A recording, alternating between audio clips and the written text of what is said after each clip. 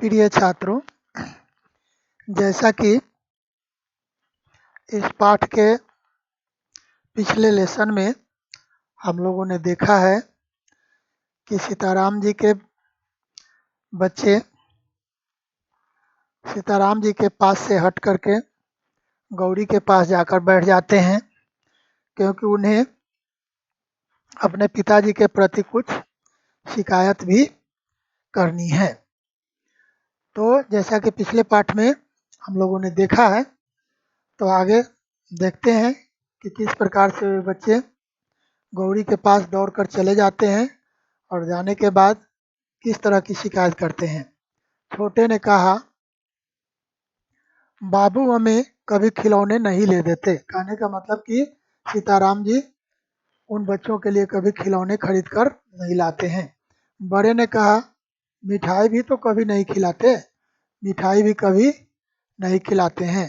कहने का मतलब कि बच्चे ये छोटी छोटी शिकायत गौरी से कर रहे हैं। जैसा कि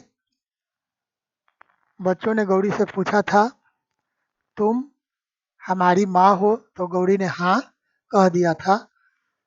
तो बच्चे अपनी माँ समझ करके ही पिता की शिकायत गौरी से कर रहे हैं। छोटा ने फिर कहा, और हमें छोड़कर दफ्तर चले जाते हैं, दिन भर नहीं आते, बाबू अच्छे नहीं हैं।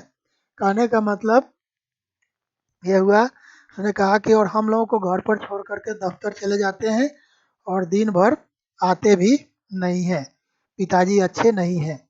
बड़ा बोला, माँ तुम चलो, नहीं तो हम भी यहीं रहेंगे। बड़ा ने कहा कि तुम गौरी से कहा कि तुम हमारे घर चलो, और यदि तुम हमारे घर नहीं चलोगी तो हम लोग भी यहीं तुम्हारे साथ रहेंगे। बच्चों की बातों से सभी को हंसी आ रही थी। कुंती ने बच्चों से कहा, तो तुम दोनों भाई यहीं रह जाओ, बाबू को जाने दो, है ना ठीक? तो कुंती ने कहा, क्योंकि सभी हंस रहे थे बच्चों की बातें सुन करके, तो कुंती ने कहा कि ठीक है, तुम दोनों भाई यहीं रह जाओ और पिताजी को जाने दो। काफ़ी देर हो गई। यह देखकर सीताराम जी ने कहा, समय बहुत हो चुका है, अब चलूँगा, नहीं तो शाम की ट्रेन न मिल सकेगी। अब समय बीतता जा रहा था। सीताराम जी ने कहा कि काफ़ी समय बीत चुका है, अब मैं चलूँगा, यदि अभी नहीं निकल पाऊँ तो शाम की जो रेलगाड़ी है वह नहीं मिल पाएगी, छूट जाएगी। फिर राधा कृष्ण जी की तरफ देखकर कहा, आप लोगों से मिलकर बड़ी प्रसन्नता हुई। और फिर सीताराम जी राधा कृष्ण जी की तरफ मुड़कर बोले कि आप लोगों से मिलकर काफ़ी खुशी हुई, लड़की तो आपकी साक्षात लक्ष्मी जैसी है। कहने का मतलब कि गौरी के विषय में उन्होंने अपना विचार प्रकट किया, कहा कि आपकी बेटी जो है वह साक्षात लक्ष्मी है, और यह मैं जानता था कि आपकी लड़की ऐसे ही होगी, इसलिए देखने को नहीं आना चाहता था। सीताराम जी ने कह दिया कि और मुझे विश्वास भी था कि आपकी लड़की ऐसी ही होगी, इसीलिए मैंने कहा था कि मैं देखने नहीं जाऊंगा। फिर कुछ ठहर कर बोले, और सच बात तो यह है कि मुझे पत्नी की उतनी ज़रूरत नहीं जितनी इन बच्चों को ज़रूरत है एक माँ की। फिर उन्होंने वही बात दोहरा दी कि देखिए, जैसा कि आप इन दोनों बच्चों को देख ही रहे हैं, इन दोनों बच्चों को माँ की कितनी ज़्यादा ज़रूरत है। मुझे पत्नी की उतनी ज़रूरत नहीं है जितनी कि इन बच्चों को एक माँ की ज़रूरत है। और फिर उन्होंने देखिए कह दिया, मेरा क्या ठिकाना, आज बाहर हूँ तो कल जेल में, मेरा कोई ठिकाना भी नहीं रहता है। आज मैं बाहर हूँ तो कल हो सकता है कि मैं जेल में रहूँ।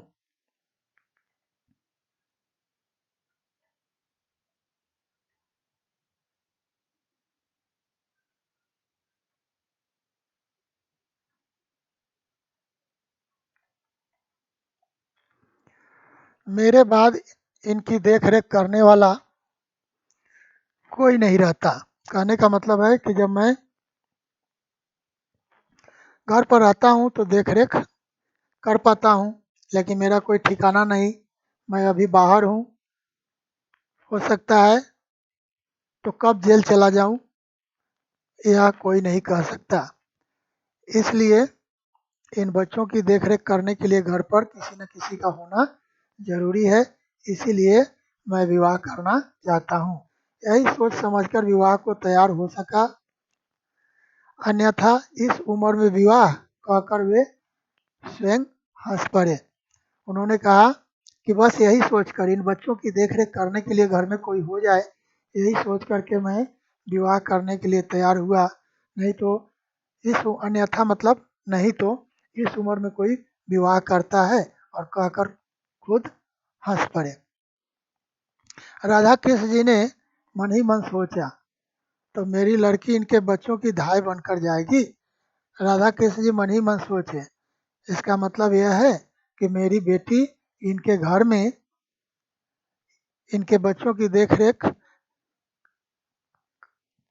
करने के लिए जाएगी, इनका गवर्नेंस बनने के लिए जाएगी। कुंती ने सोचा, कोई भी स्त्री ऐसे बच्चों का लालन पालन कर अपना जीवन सार्थक बना सकती है, लेकिन राधा कृष्ण के ठीक उल्टा उनकी पत्नी कुंती ने सोचा कि इस तरह के बच्चों का लालन पालन करना मतलब उनकी देख रेख करके कोई भी आदमी अपने जीवन को सार्थक बना सकता है। सार्थक का मतलब होता है मीनिंगफुल।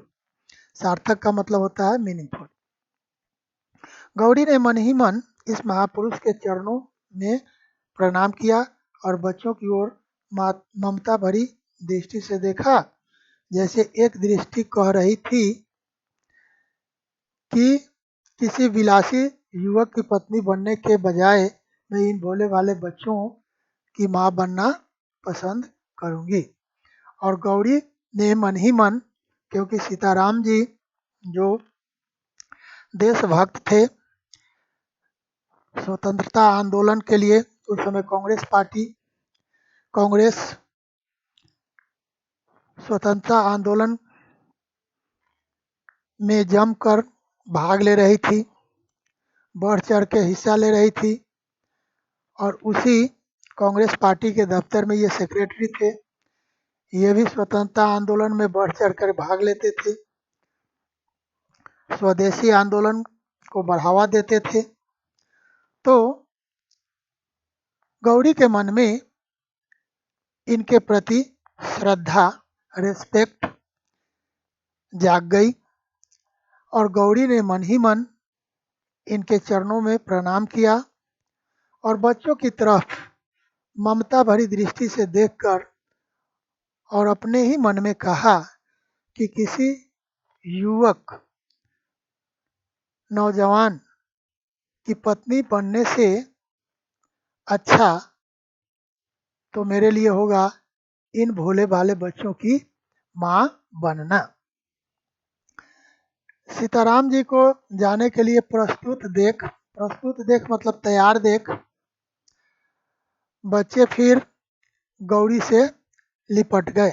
कहने का मतलब कि बच्चे गौरी को छोड़कर जाना नहीं चाहते थे। जैसा कि ऊपर हम लोगों ने देखा है, बच्चे या तो गौरी को लेकर जाना चाहते थे, नहीं तो गौरी के यहाँ ही रह जाना चाहते थे। तो वह जब सीताराम जी चलने के लिए तैयार हुए तो बच्चे गौरी से लिपट गए, अर्थात गौरी को छोड़ना नहीं चाह रहे थे।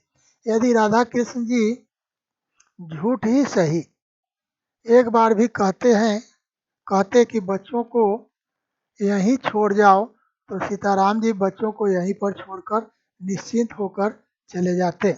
सीताराम जी प्रतीक्षा कर रहे थे कि राधा कृष्ण जी अपने मुंह से एक बार भी कह दें कि ठीक है आप जाइए, इन बच्चों को यहीं छोड़ दीजिए। तो सीताराम जी इन बच्चों को यहीं छोड़ करके और निश्चिंत मतलब बेफिक्र होकर चले जाते। परंतु इस ओर से जब ऐसी कोई बात न हुई तो बच्चों को सिनेमा, सर्कस और मिठाई का प्रलोभन देकर बड़ी कठिनाई से गौरी से अलग करके वे ले जा सके। लेकिन जब राधा कृष्ण बाबू ने एक बार भी ऐसा कुछ नहीं कहा, तो सीताराम जी ने बच्चों को लालच दिया कि चलो चलो तुम्हें सिनेमा दिखाएंगे, सर्कस दिखाएंगे, मिठाई खरीद देंगे। तब जाकर बच्चों ने गौरी को छोड़ा और सीताराम जी के साथ जाने के लिए बच्चे तैयार हुए। जाते समय सीताराम जी को पक्का विश्वास था कि विवाह होगा, केवल तारीख निश्चित करने भर की देर है। जाते समय सीताराम जी को पूरा विश्वास था कि शादी होगी, विवाह होगा, सिर्फ तारीख पक्की करनी बाकी रह गई, ऐसा उनको विश्वास था। लेकिन आगे देखेंगे क्या होता है।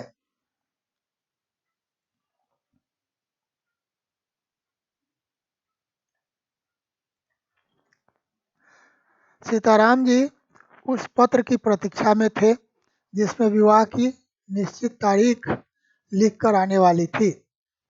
कहने का मतलब कि बाबू राधा कृष्ण ने यह बताया था कि ठीक है, विवाह की तारीख पक्की करके और हम आपको चिट्ठी दे देंगे। उसकी प्रतीक्षा कर रहे थे।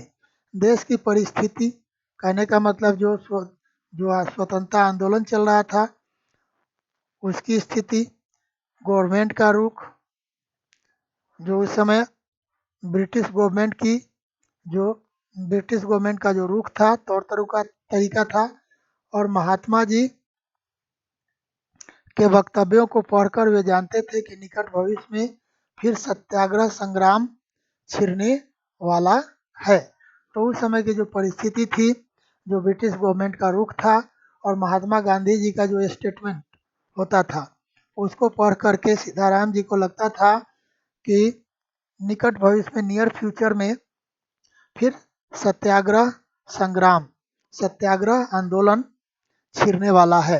न जाने किस दिन उन्हें फिर जेल का मेहमान बनना पड़े।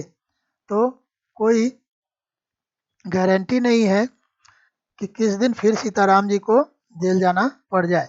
इसलिए वे ज़्यादा चिंतित थे कि जितनी जल्दी हो सके विवाह की तारीख पक्की हो जाए और विवाह हो जाए, ताकि घर में कोई आ जाए जो बच्चों की देखरेख कर सके। पिछली बार जब गए थे तब उनकी बूढ़ी बुआ थी। पिछली बार जब जेल गए थे तब सीताराम जी की बुआ घर में थी, पर अब वे भी नहीं रही। कहने का मतलब कि सीताराम जी की बुआ गुजर गई, तो अब उन बच्चों की सीताराम जी के अलावा उन बच्चों की देखरेख करने के लिए कोई नहीं रह गया। और यह कहारिन क्या बच्चों की देखभाल कर सकेगी? घर में जो काम करने वाली महिला थी, जिसको कहारिन कह रहे हैं, वह क्या हमारे बच्चों की देखभाल कर सकेगी? बच्चों की उन्हें बड़ी चिंता थी। सीताराम जी को अपने बच्चों की काफ़ी चिंता थी, और बच्चे भी सदा माँ माँ की रट लगाए रहते थे, क्योंकि पहले उन्होंने बच्चों को कहा था कि तुम्हें माँ को दिखाने ले चल रहे हैं, माँ से मिलाने ले चल रहे हैं। उन्होंने माँ से मिलवा भी दिया, बच्चों ने माँ को देख भी लिया। बच्चों को पूरा विश्वास हो गया कि उन्हें माँ मिल गई है। लेकिन बच्चों को उतना ज्ञान कहाँ कि जब तक पिता का विवाह न हो तब तक वह उनकी माँ कैसे बन सकती है। उन्होंने फिर एक पत्र राधा कृष्ण जी को शीघ्र ही तारीख निश्चित करने के लिए लिख भेजा। सीताराम जी ने एक चिट्ठी लिखी राधा कृष्ण बाबू के यहाँ, यह कहते हुए कि विवाह की तारीख जितनी जल्द हो पक्की कीजिए। उधर राधा कृष्ण जी दूसरी ही बात तय कर रहे थे, लेकिन राधा कृष्ण जी ने तो दूसरी तरफ कहीं और लड़का देखना शुरू कर दिया था। अब बहाना क्या बनाए, तो उन्होंने सीताराम जी के पत्र के उत्तर में, सीताराम जी ने जो चिट्ठी लिखी थी उस चिट्ठी के उत्तर में ये लिख कर भेज दिया। क्या लिख कर भेज दिया, ये देखिए, अंडर इन्वर्टेड कॉमा लिखा हुआ है, गौरी की माँ पुराने ख्याल की हैं, वे बिना जन्मपत्री मिलवाए विवाह नहीं करना चाहती।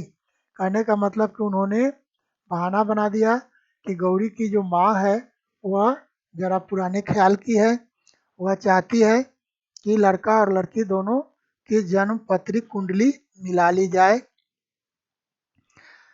अतएव इसलिए आप अपनी जन्म पत्री भेज दें, इसलिए आप अपनी कुंडली भेज दें, ये जवाब दिया।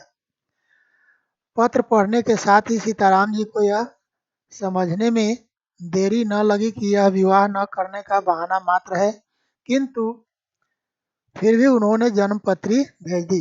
सीताराम जी समझ गए कि विवाह न करने का यह एक बहाना है, लेकिन फिर भी उन्होंने देखा कि जब पत्र में उन्होंने लिखा है कि जन्म कुंडली भेज दीजिए, तो उन्होंने जन्म कुंडली भेज दी। जन्मपत्री भेजने के कुछ ही दिन बाद उत्तर भी आ गया। अब देखिए क्या उत्तर आ गया। जिस बात की आशंका थी सीताराम जी को, वही बात हुई। क्या जवाब क्या आया? जन्मपत्री नहीं मिलती, इसलिए विवाह न हो सकेगा, क्षमा कीजिएगा। कहने का मतलब कि आपकी जन्मपत्री मेरी बेटी गौरी की जन्मपत्री से मैच नहीं कर रही है, इसलिए विवाह नहीं हो सकेगा, माफ कीजिए। राधा कृष्ण जी गौरी के लिए दूसरा वर जो ढूंढ रहे थे वह मिल गया था। राधा कृष्ण जी गौरी के लिए जो दूसरा वर ढूंढ रहे थे वह मिल गया था, जो उनकी समझ में गौरी के बहुत योग्य था, गौरी के लायक था। धनवान ये भी अधिक न थे, कहने का मतलब कि ये लड़का भी अधिक धनी नहीं था, पर अभी अभी नायब तहसीलदार के पद पर उसकी नियुक्ति हुई है। लेकिन अभी अभी नायब तहसीलदार के पद पर उसकी नियुक्ति हुई है, कहने का मतलब कि नौकरी में लग गया है। तो धनवान ये भी अधिक न थे, पर अभी अभी नायब तहसीलदार के पद पर नियुक्त हुए थे। ये नायब तहसीलदार जो होता है एक सरकारी ऑफिसर होता है रेवेन्यू ऑफिस में।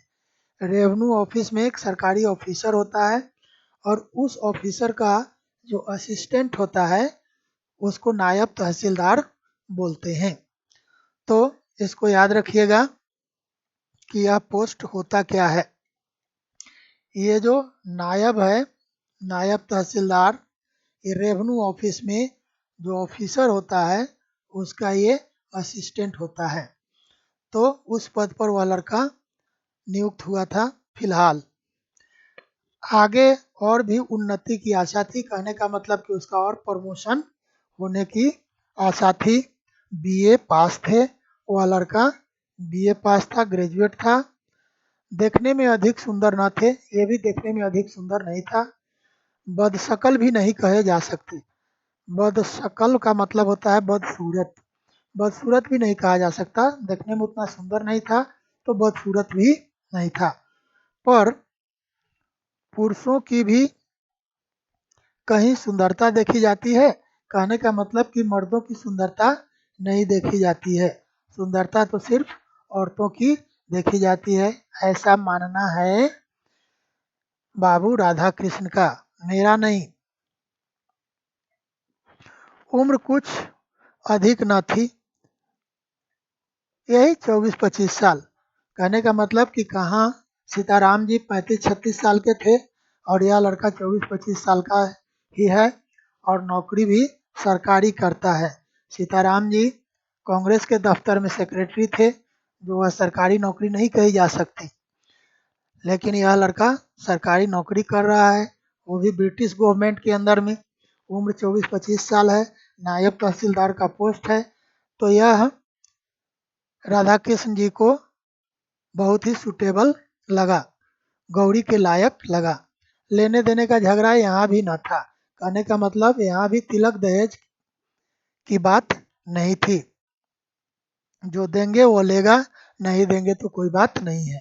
पहली शादी थी, और ये लड़का जो है उसकी पहली शादी है, दूसरी शादी सीताराम जी की तरह नहीं है। और माँ बाप भाई बहन से भरा पूरा परिवार है, कहने का मतलब कि उस लड़का के घर परिवार में माँ बाप भी हैं, भाई बहन भी हैं, और भरा पूरा परिवार है। लेकिन यहाँ सीताराम जी के परिवार में कोई नहीं था, सिर्फ सीताराम जी और उनके 2 बच्चे। गौरी जब वहाँ जाती तो न तो वहाँ देवर, न तो सास, न तो ससुर, न तो ननद, कोई भी उसके परिवार में नहीं होते, सिर्फ गौरी और वे बच्चे और सीताराम जी होते। राधा कृष्ण जी इससे अधिक और चाहते भी क्या थे? राधा कृष्ण जी यही तो चाहते थे कि एक अच्छा सा कमाता खाता लड़का मिल जाए, उसकी उम्र भी कम हो, गौरी से मेल भी, गौरी की उम्र से उसकी उम्र अधिक भी ना हो, मेल भी खाए।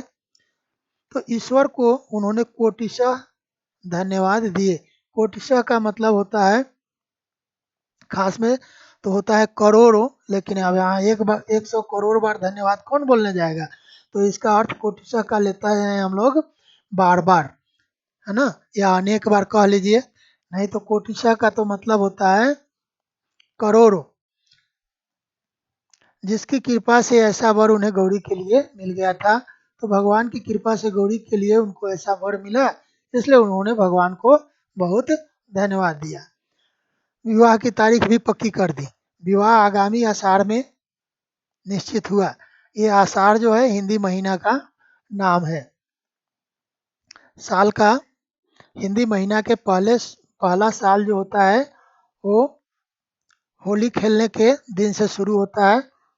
हिंदी में बोलते हैं उसको चैत्र, चैत्र मास, चैत्र, वैशाख, ज्येष्ठ, आषाढ़। कहने का मतलब कि हिंदी महीने के हिसाब से यह चौथा महीना पड़ता है। उस महीने में विवाह होना निश्चित हुआ। दोनों तरफ से विवाह की तैयारी हो रही थी। दोनों तरफ से तैयारी का मतलब बेटा वाला के तरफ से भी और बेटी वाले की तरफ से भी शादी की तैयारी चल रही थी। राधा कृष्ण जी बड़ी तन्मयता के साथ गहने कपड़े का चुनाव करते थे। सोचते थे देर में शादी हुई तो क्या हुआ, वर भी तो कितना अच्छा ढूंढ निकाला है। कुंती भी खुश थी, उसकी आंखों में वह दृश्य झूलने लगता था। कहने का मतलब यह है कि दोनों तरफ तैयारियां चल रही है। राधा कृष्ण जी कपड़े गहने सबकी तैयारी में लगे हुए हैं और मन ही मन सोच रहे हैं कि बेटी की शादी में देर हुई तो क्या हुआ, लेकिन कम से कम अच्छा वर तो ढूंढ कर निकाला। कुंती भी खुश थी और उसकी आंखों में हमेशा यह दृश्य झूलता रहता था, क्या कि उसका दामाद छोटा साहब हो गया है। उसका दामाद क्या हो गया है, छोटा साहब। जैसा कि मैंने बताया था कि रेवेन्यू ऑफिस में जो बड़ा ऑफिसर होता है उसका असिस्टेंट होता है नायब तहसीलदार, इसलिए उसको छोटा साहब कहा जाता है। तो बार बार गौरी की माँ कुंती की नज़र में यह बात झलक जाती थी, यह दृश्य झलक जाती थी, झलक जाता था कि उसका दामाद जो है वो छोटा साहब है। बेटी दामाद छोटे छोटे बच्चों के साथ उससे मिलने आए हैं। अब ये भी आगे की भी कल्पना करने लगी कि उसकी बेटी की शादी भी हो गई, उसके छोटे छोटे बच्चे भी हो गए, बेटी भी आई, दामाद भी आए, साथ में छोटे छोटे बच्चे भी आए हैं। यह दृश्य भी कुंती की नज़र में झूलने लगी। किंतु बच्चों की बात सोचते ही उसे सीताराम जी के दोनों बच्चे तुरंत याद आ जाते और आ जाती याद सीताराम जी की बात। क्या बच्चों की देख रेख करने वाला कोई नहीं है? लेकिन जैसे ही इसके मन में ये बच्चे शब्द आए, वैसे ही इसको अर्थात कुंती को सीताराम जी के दोनों बच्चे याद आ गए और सीताराम जी ने जो बात कही थी कि इन बच्चों की देख रेख करने वाला कोई नहीं है, यह बात उसे याद आ गई। फिर सोचती, दुनिया में और भी तो लड़कियां हैं, कर ले शादी, क्या मेरी गौरी ही है? कहने का मतलब फिर उसने अपने आप को सेटिस्फाइड किया, सेल्फ सेटिस्फाइड किया। "एह, दुनिया में और भी तो लड़कियां हैं, उनको शादी करनी है तो कर ले किसी से, क्या मेरी गौरी ही पड़ी हुई है उनसे शादी करने के लिए?" ऐसी बात कुंती अपने आप से कहती है और अपने मन को संतुष्ट करती है। इस प्रकार पति पत्नी दोनों ही प्रसन्न थे। पति पत्नी दोनों ही प्रसन्न थे मतलब राधा कृष्ण बाबू और गौरी, सॉरी, कुंती दोनों प्रसन्न थे। पर गौरी से कौन पूछता कि उसके हृदय में कैसी हलचल मची रहती है। लेकिन ये लोग तो खुश हैं, शादी की तैयारी में लगे हुए हैं, मन में तरह तरह के लड्डू फूट रहे हैं। लेकिन उधर गौरी के दिल में हलचल मची हुई है। गौरी से कोई नहीं पूछता है कि तुम्हारे दिल पर क्या बीत रहा है। रह रहकर उसे उन बच्चों का भोला भाला मुंह और मीठी मीठी बातें याद आ जाती, और साथ ही याद आ जाते विनयी, नम्र और सादगी की प्रतिमा सीताराम जी। तो रह रह करके गौरी को उन दोनों बच्चों का भोला भाला मुंह और उनकी मीठी मीठी बातें याद आ जाती, और साथ में याद आ जाते विनम्र और सिंपल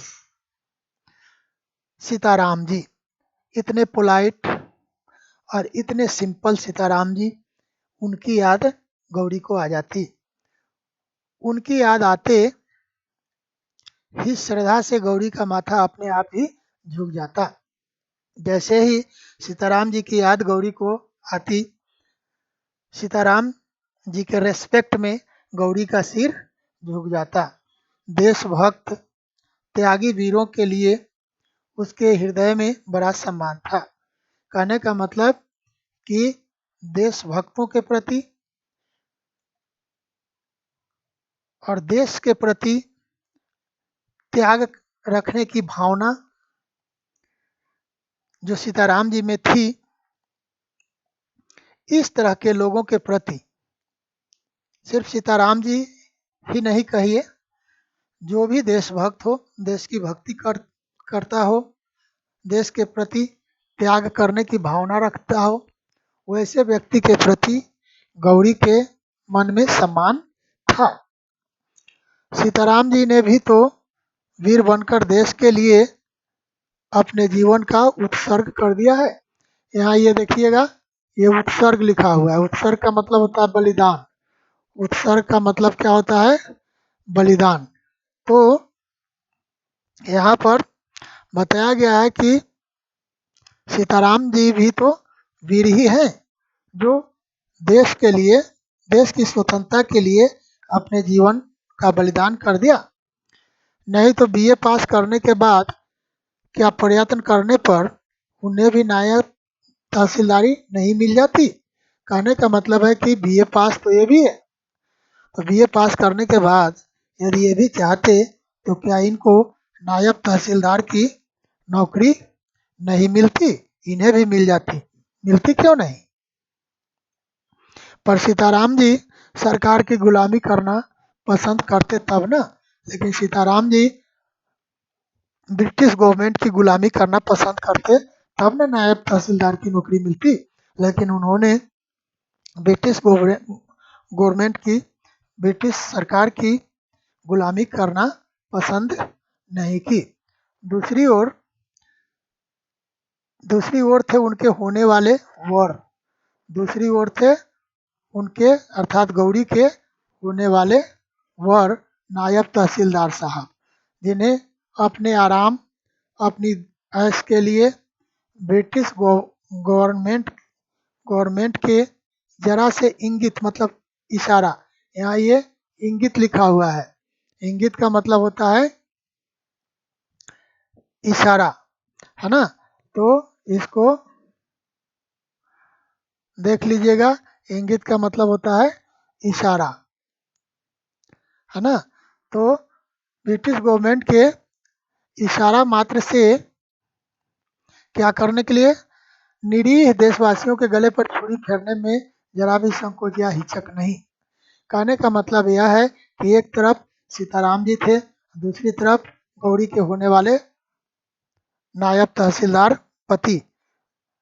ऐसे लोग अपने आराम के लिए, अपने ऐश के लिए, ये ब्रिटिश गवर्नमेंट के इशारा मात्र पाने भर से ही अपने देशवासियों के गले पर छुरी फेरने में जरा भी संकोच या हिचक, संकोच या हिचक दोनों का मतलब है हेजिटेशन, है ना, हेजिटेशन नहीं करते। जिनके सामने कुछ चांदी के टुकड़े फेंक दिए जाएं, जिनके सामने कुछ चांदी के टुकड़े फेंक दिए जाए, ये चांदी का टुकड़ा जो है घूस से इसका मतलब है। जिनके सामने चांदी के कुछ टुकड़े फेंक दिए जाएं, कुछ लालच दे दिए जाएं, तो वे दुम हिलाते हुए निंद से निंद, निंद से निंद का मतलब हुआ छोटा से छोटा, तुच्छ से तुच्छ, घटिया से घटिया कर्म करने में भी किंचित लज्जित नहीं होते। तो ये जो सरकारी ऑफिसर होते हैं और वो ब्रिटिश हुकूमत में काम कर रहे हैं, तो यदि ब्रिटिश हुकूमत का एकमात्र इशारा हो जाए तो ये अपने ही देश के लोगों के गले पर छुरी फेरने में संकोच नहीं करते। क्यों? जब उनको कुछ चांदी के टुकड़े फेंक दिए जाते हैं, जैसे कुत्ते के सामने हड्डी एक या मांस का टुकड़ा एक फेंक देते हैं, तो वह दुम हिलाते हुए उस टुकड़े के पास चला आता है और आपको अपना, जिसने उस टुकड़े को फेंका है या मांस को फेंका है, उसको अपना सब कुछ समझने लगता है। तो ऐसे लोग होते हैं जो लालच में आकर के अपने देशवासियों के प्रति गद्दारी करने से नहीं चूकते हैं और घटिया से घटिया, नीच से नीच कर्म करने के लिए उतारू हो जाते हैं और थोड़ा शर्मिंदा भी नहीं होते। गौरी, घृणा से गौरी का जी भर जाता। किसके प्रति घृणा हो जाती? नायब तहसीलदार के प्रति, क्योंकि वह ब्रिटिश हुकूमत के अंदर में नौकरी कर रहा है और इधर सीताराम जी देश को स्वतंत्र कराने के लिए, देश से अंग्रेजों को भगाने के लिए आंदोलन में शामिल होते रहते हैं। तो गौरी नायब तहसीलदार साहब से बेटर अच्छा सीताराम जी को मानती है, किंतु उसके उन मनोभावों को जानने वाला यहाँ कोई न था। मनोभाव मतलब फीलिंग्स। तो यहाँ जो गौरी की जो फीलिंग्स है, गौरी का जो मनोभाव है, उस मनोभाव को जानने वाला यहाँ कोई नहीं है। गौरी से कोई पूछने वाला नहीं है कि उसके दिल पर क्या बीत रहा है, उसके दिल में क्या चल रहा है। वह रात दिन एक प्रकार की अव्यक्त पीड़ा से विकल सी रहती थी। कहने का मतलब यह है कि वह रात दिन अव्यक्त पीड़ा, वैसी तकलीफ जिस तकलीफ को हम व्यक्त नहीं कर सकते। अव्यक्त का मतलब होता है जिसको हम किसी से बता न सके, एक्सप्रेस न कर सके, किसी से शेयर न कर सके। ऐसी पीड़ा उसके मन में है जिसके कारण वह हमेशा विकल, विकल का मतलब होता है व्याकुल रहती है। बहुत चाहती थी कि अपनी माँ से कह दे कि वह नायब तहसीलदार साहब से शादी न करेगी, किंतु लज्जा उसे कुछ भी न कहने देती। ज्यों-ज्यों विवाह की तिथि नजदीक आती, गौरी की चिंता बढ़ती ही जाती थी। कहने का मतलब कि वह कई बार सोची कि माँ से तो कम से कम कह दूं, लेकिन लाज के कारण, ऊपर भी हम लोगों ने देखा है कि लज्जा और संकोच के कारण उसके जुबान पर ताले लगे हुए थे। तो यहाँ भी वही बात है, अभी भी जुबान पर ताला ही लगा हुआ है। किसका ताला? लज्जा का।